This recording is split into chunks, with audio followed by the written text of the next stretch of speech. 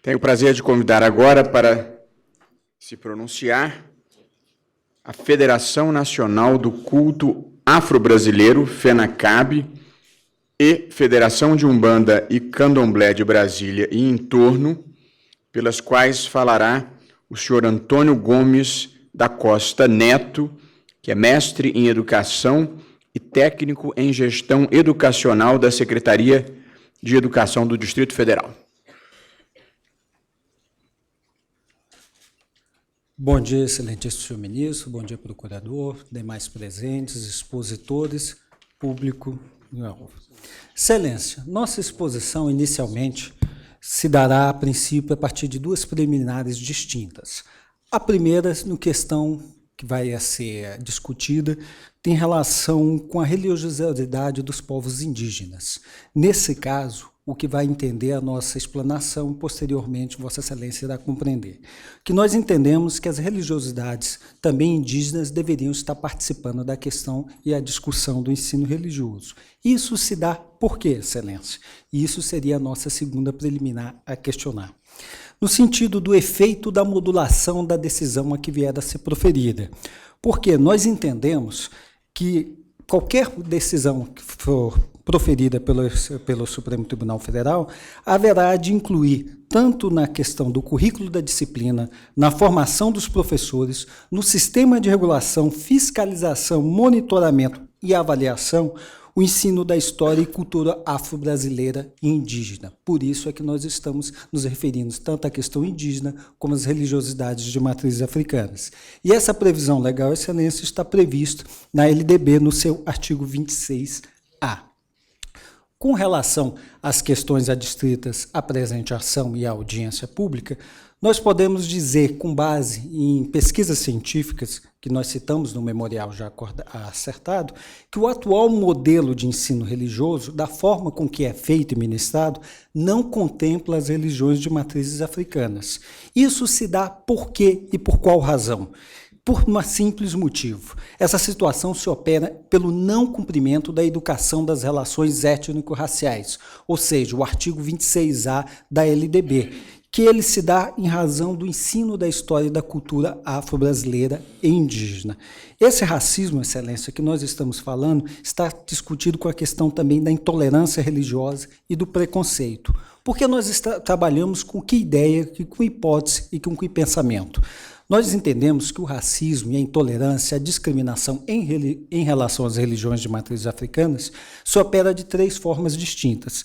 Tanto ela é institucional, ou por omissão, no caso, se dá pela reflete desigualdades que podem ser intencionais ou não, ela pode ser de caráter cultural, ou no sentido que não passamos uma herança cultural nossa, e no sentido da manutenção de uma herança cultural eurocêntrica com desvalorização das culturas de origem africana. E quando ela é feita através do seu racismo individual, quando as pessoas a praticam de forma individualizada, caracterizando a partir dos traços físicos. Nesse conceito e nessa discussão, Excelência, trazemos a questão da intolerância religiosa com relação às religiões de matrizes africanas, em função da noção de religião considerada como foco de resistência cultural. E nesse caso, em relação às religiões de matrizes africanas e indígenas, nós podemos nos dizer, isso se constituiu desde o processo do que nós chamamos de descobrimento, colonização e, consequentemente, da conquista. Porque nesse período, como nós podemos destacar, houve uma transferência e vinda de africanos em torno de estimativa de 9 milhões a 11 milhões de pessoas. E como é uma trágica questão, e sua abolição sempre não foi questionada, não foi discutida, e temos marcas dessa questão até o presente. E como se acontece isso e como tem feito isso, Excelência? Notadamente, a partir dessas questões, nós podemos verificar que existe o que nós chamamos, e foi praticado dentro do continente brasileiro, a chamada eugenia moderna. Inclusive, a mesma foi praticada também dentro da América Latina. Porque esse foi o objetivo inicial desde o processo de colonização e de descobrimento da nossa América, que foi um processo de transformação da barbárie para uma civilização. Consequentemente, qual foi a intenção? Excluir qualquer coisa, qualquer cultura, qualquer influência, tanto indígena como de origem africana. E no campo da educação, Excelência, como é que nós tratamos isso a partir do racismo institucional? Nós, quando damos a educação inferior a crianças negras, ou então, quando intencionalmente nós deixamos de educar as crianças negras a fim de perpetuar as desigualdades raciais existentes. E, ao mesmo tempo, quando educamos mal as crianças brancas, no que se refere à sua herança racista, bem como deixamos de passar às crianças negras a sua história racial. O que acontece com isso, Excelência? Pesquisadores da área de linguística chamam isso de processos discursivos. O que são isso? São os processos pelo qual você se aprende, onde você aprende a praticá-lo, que pode ser tanto pelos seus pais, pelos seus pares, na escola, na comunicação, em qualquer ambiente. Por isso é que nós falamos que o racismo não é inato, mas ele tem que ser aprendido e ele também se opera. No que tange a isso, Excelência, para poder compreender e ilustrar melhor a questão, podemos dizer que a educação das relações étnico-raciais seriam essencialmente obrigatórias para compreender a questão para o ensino religioso. Nesse sentido, apenas para poder ilustrar, e os casos aqui, podemos observar que o próprio Ministério da Educação alega em seu sítio institucional uma oferta de 52 mil vagas para a formação de professores em educação das relações étnico-raciais, consequentemente, o que compreenderia tanto a temática do ensino religioso como qualquer outra disciplina. Só que quando você faz compulsando o censo educacional, nós temos uma demonstração que existem 2 milhões de professores, ou seja, no atual ritmo, nós levaríamos pelo menos 320 anos apenas para formar em relações étnico-raciais. Ou seja, como nós iríamos cumprir essa questão? E se nós formos ainda agregar os demais profissionais da educação, aqueles inseridos no artigo 61 da LDB, falaríamos ainda de um complexo e um número muito maior de profissionais, que seriam técnicos, gestores, orientadores e demais profissionais da educação. E ainda temos, recentemente, o Estatuto da Juventude, que amplia essa formação de profissionais aos operadores do direito, aos profissionais da área de segurança e saúde. E aí é que tem a questão da regulação. Como nós ficamos nessa situação? Por que não se tem essa implementação da educação das relações étnico-raciais e, consequentemente, no ensino religioso? Uma pequena análise do Conselho Nacional de Educação, bem como da Comissão Técnica Nacional de Diversidade para Assuntos Relacionados à Educação dos Afro-Brasileiros, CADARA, o primeiro desde 2004 e o segundo de 2005, até a presente data não emitiram nenhum relatório de avaliação dos sistemas federal, estadual, municipal e distrital de ensino sobre a aplicação da educação das relações étnico-raciais. Consequentemente, como nós poderíamos falar isso dentro do ensino religioso? Se nós não temos nem avaliação do sistema, como é que nós vamos conseguir trabalhar dentro da disciplina? E para entender melhor e compreender essa ilustração, Excelência, destaco recentemente que só a partir de 2014, o Ministério da Educação incluiu o eixo étnico-racial na avaliação do Plano de Desenvolvimento Institucional das instituições de ensino superior, ou seja, até 2014 ainda existia. Como nós vamos falar em relações étnico-raciais, trabalhar discriminação, intolerância, preconceito religioso, se o mesmo não se encontra nem no sistema de avaliação? Isso recentemente foi discutido a questão perante o Supremo Tribunal Federal e encontra-se em sede de mandado de segurança da ministra Rosa Weber, questionando os sistemas educacionais de ensino. E como ficaria essa questão, Excelência? Mais uma vez, assevero outro exemplo. Esse PDI, que é o Plano de Desenvolvimento Institucional proposto pelo MEC, ele tem apenas como objetivo avaliar a questão das ações afirmativas. E consultando o ministro da Educação através da Lei de Acesso à Informação, o mesmo me disse o seguinte, recentemente, que o acompanhamento dos exercícios de 2012, 2013 e 2014 encontra-se em fase de elaboração pelo Comitê de Avaliação. Então, nós não temos sistema de regulação, muito menos de avaliação, como poderíamos falar em inclusão das religiosidades de matrizes africanas. E passamos adiante. O próprio sistema de avaliação, aquele efetuado pelo avaliador externo, o mesmo diz o seguinte, que o conceito de avaliação do curso e do cálculo não inclui a temática das relações étnico-raciais. Então, passaremos a discussão do que seria, então, isso, Excelência. E aí temos mais um outro agravante.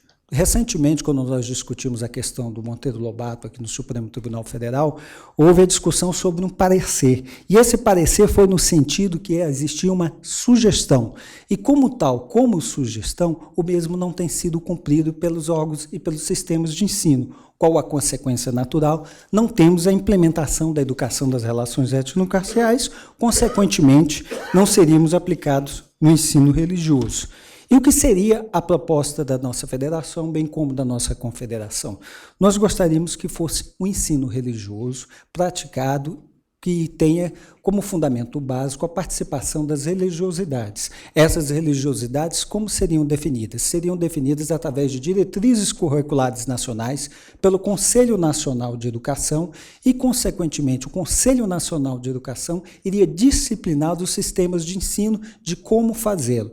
Que seria através de normas específicas, através de procedimentos, inclusões no sistema de avaliação da educação superior, a inclusão de formação de profissionais da educação dentro das escolas, das instituições públicas, tanto de ensino superior como privadas. Porque o que acontece hoje atualmente? Atualmente você não tem essa formação do professor de ensino religioso por omissão do Conselho Nacional de Educação, que não emite diretrizes curriculares nacionais. Nós não temos formação de professores, quer seja para trabalhar com as disciplinas, quer seja para conhecer. Seria necessário uma licenciatura em ensino religioso que, dentro do seu currículo, objetivamente contemplasse as religiões de matrizes africanas como os demais profissionais e como as demais crenças. Consequentemente, seriam professores com formação acadêmica em que o currículo haveria participação obrigatória de todas as diversidades religiosas que se encontram.